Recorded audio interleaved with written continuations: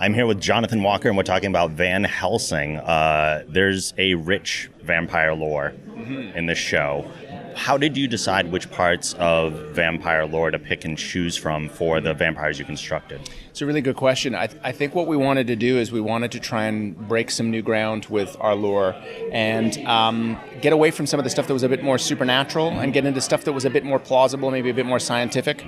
And one of the things we were really excited about was the idea that if somebody could maybe be the antidote to vampirism. So that idea of having the Van Helsings being able to, with a bite, turn them back to human was something pretty cool. We hadn't seen it before, so we thought that would be fresh. The nods to the classic Van Helsing character are absolutely there. Obviously, the gender swap is very noticeable, but enhances the show in a lot of different ways. How are you using that to push it forward?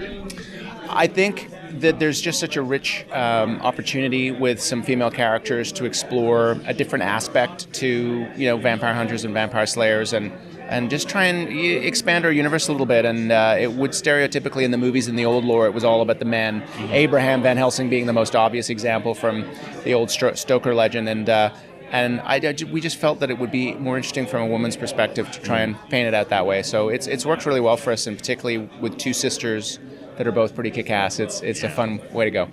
There's been a precedent set with shows before this of no one is safe, don't get attached to any character. Yes. Was that an important thing to include in this?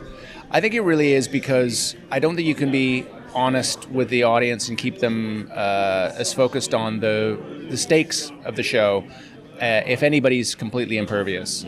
And we even wanted Vanessa, our main character, to be somebody who could, face peril that could kill her. And I think particularly in this season, there's some pretty big surprises in terms of some of the characters who you might not expect that might not make it to the end. Don't tell me that. Might not make it to the end. Yeah. Oh, so don't get too attached. Man, I was just starting to like everybody. I know. No, you can't have any favorites on our show because they're all up for grabs. That's part of why I love it. So yeah. Thank you so much. I look forward to what comes next. No problem.